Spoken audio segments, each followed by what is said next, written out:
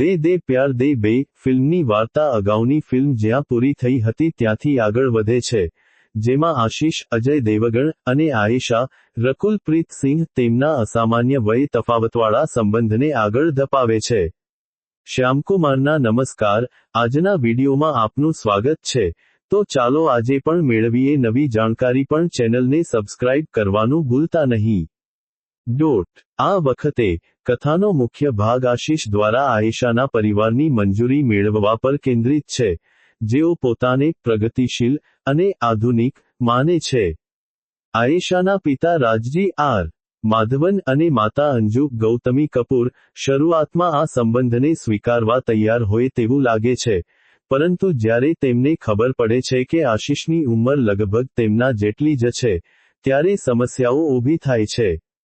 પ્રગતિશીલતા નો તેમનો માસ્ક દૂર થઈ જાય છે, અને રાજજી એક ઈર્ષાળુ, વધુ પડતા રક્ષણાત્મક અને અહંકારી પિતાની જેમ વર્તે છે, જે આશિષને તેના માટે યોગ્ય માનતા નથી.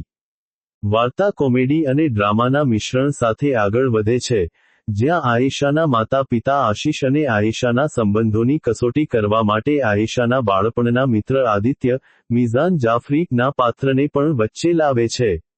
આશિષે હવે આયેશાના માતા પિતાના જૂના વિચારો અને પિતૃસત્તાક માનસિકતાનો સામનો કરવો પડે છે, જ્યારે આયેશા પણ આ વય તફાવત અને ડબલ સ્ટાન્ડર્ડ્સ સામે પોતાના સંબંધ માટે મક્કમતાથી ઊભી રહે છે. આ ફિલ્મમાં સંબંધોની જટિલતા, પેઢીઓ વચ્ચેનો સંઘર્ષ અને આધુનિક પ્રેમની મર્યાદાઓ પર કટાક્ષ કરવામાં આવ્યો છે. દે દે પ્યાર દે બે ફિલ્મને વિશ્લેષકો તરફથી સામાન્ય રીતે મિશ્રથી સકારાત્મક, મિક્સ્ડ પોઝિટિવ પ્રતિસાદ મળ્યો છે, અને મોટાભાગના લોકો તેને એક મનોરંજક ફેમિલી એન્ટરટેઇનર ગણાવે છે. સકારાત્મક પાસાઓ. અભિનય. ફિલ્મના અભિનયની ખૂબ પ્રશંસા કરવામાં આવી છે, જેમાં આર. માધવન, રાજજી ને ખાસ કરીને શો સ્ટોપર અને ફિલ્મનો જીવ ગણાવવામાં આવ્યા છે. અજય દેવગણ, રકુલ પ્રીત સિંહ અને ગૌતમી કપૂરના અભિનયને પણ સારો પ્રતિસાદ મળ્યો છે. કોમેડી અને ડ્રામા. પ્રથમ હાફની પરિસ્થિતિગત કોમેડી અને હાસ્ય ખૂબ અસરકારક હોવાનું કહેવાય છે. ફિલ્મ સંબંધોની જટિલતા, પેઢીઓ વચ્ચેના સંઘર્ષ અને આધુનિક પ્રેમની મર્યાદાઓ પર ધ્યાન કેન્દ્રિત કરે છે.